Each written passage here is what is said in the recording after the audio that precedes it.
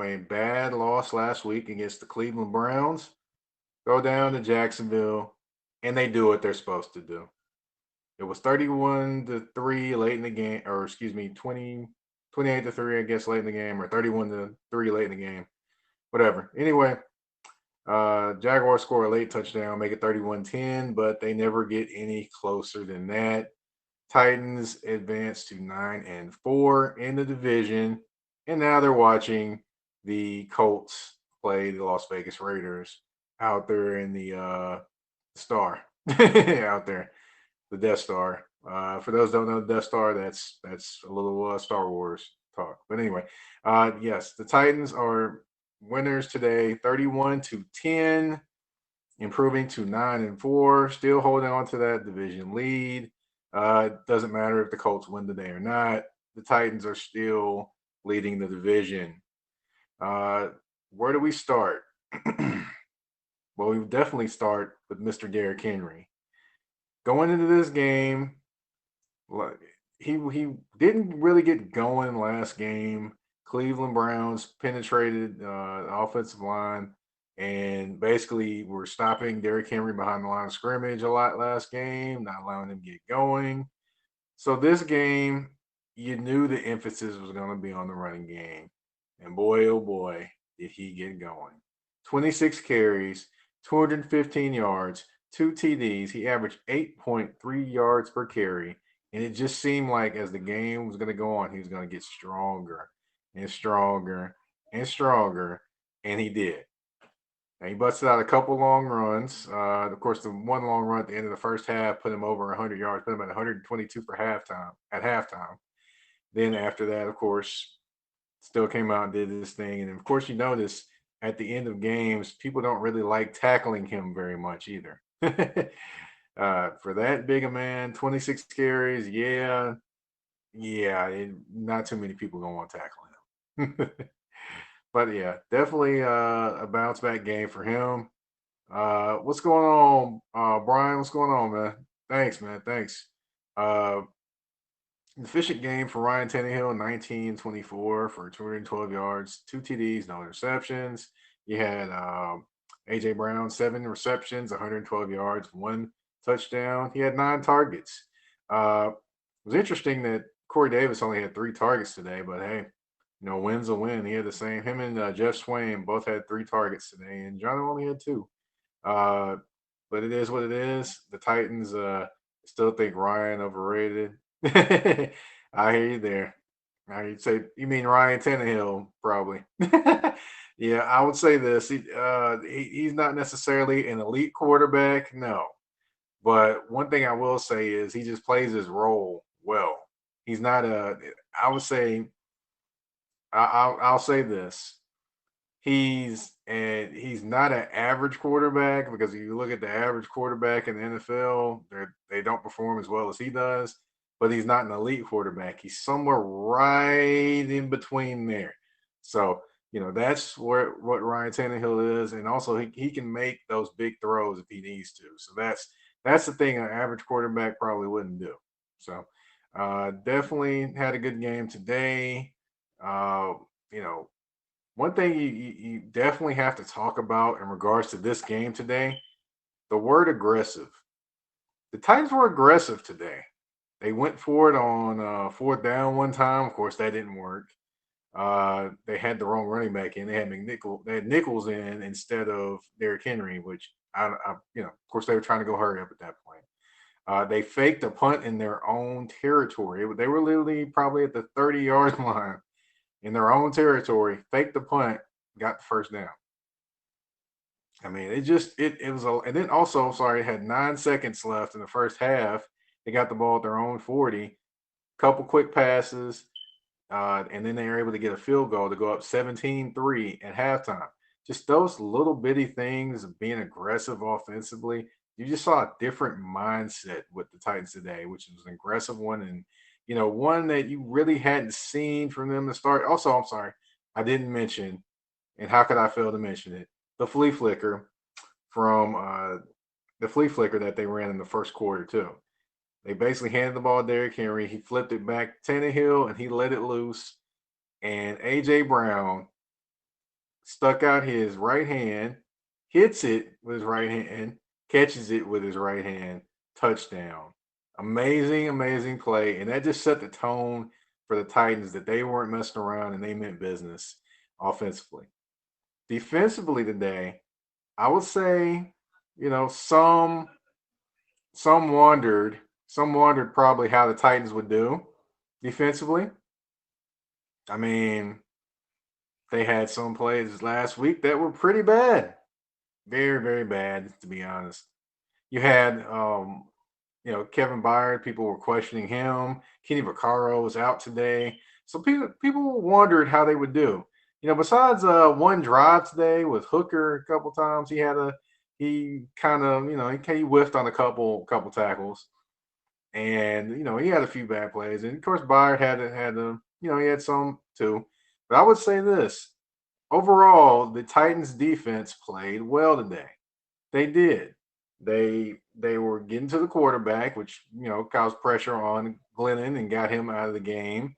They pulled him. The Jaguars pulled him and put in Gardner Minshew. So now Gardner Minshew Mania is back at quarterback for Jacksonville Jaguars, and more than likely he'll be back at quarterback for the entire rest of the season. But they got pressure on the quarterback, which was new. They actually blitzed Rashaan Evans, which I was like, yes, finally. And he actually almost had an interception. I'm sorry, and ball hit him right in his hands. Of course, it would hit you right in your hands if you almost had an interception. I couldn't believe it. But he did what he did. He had a good game today. The Titans, Malcolm Butler had a good game today. And I'll say this: for as much flack as Titans fans have given Malcolm Butler over his time with the Titans, he's had a pretty solid season this year. He really has. And if you look at the opposite side, who's over there? There's nobody over there on the opposite side that you can be like, okay, cool, because Adoree Jackson has been out all season with a knee injury, which nobody knows if he's ever coming back this year. Then you have Breon Borders. He played, and then now he's out with a rib injury. Then you have Ty Smith that gets thrown back into the mix today.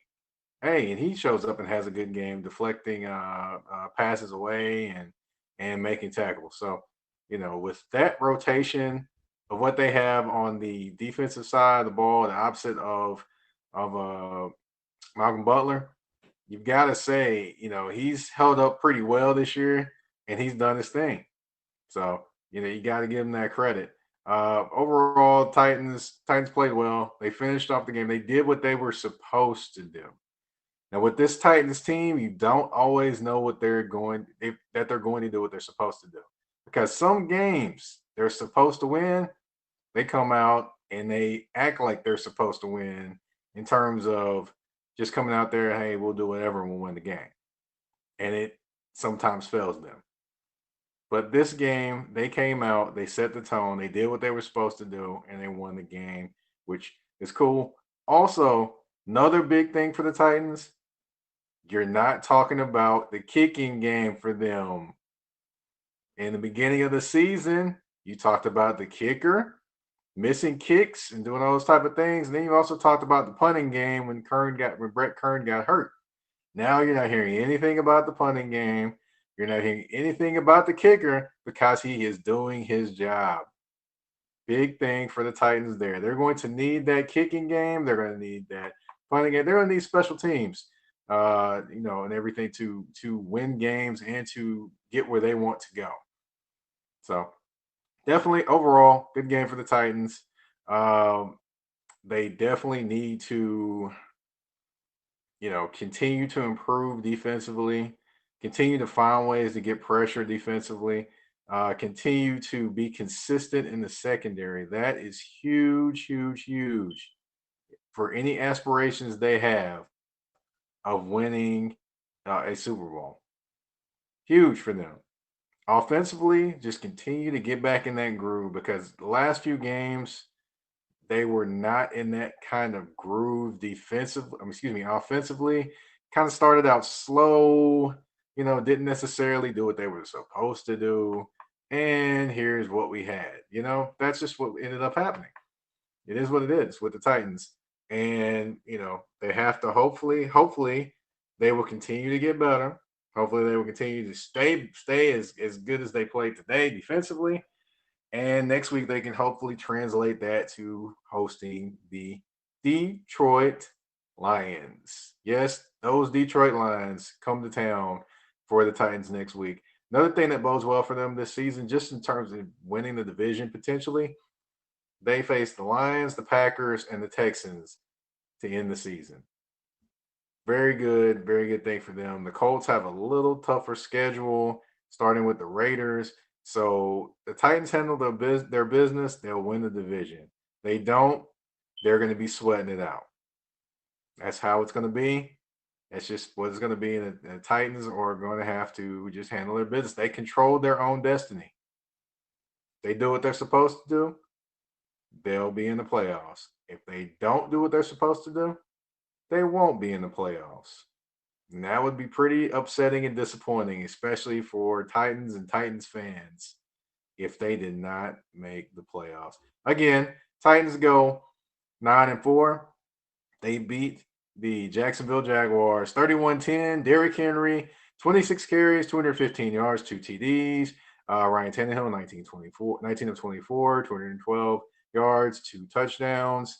Malcolm Butler, big interception.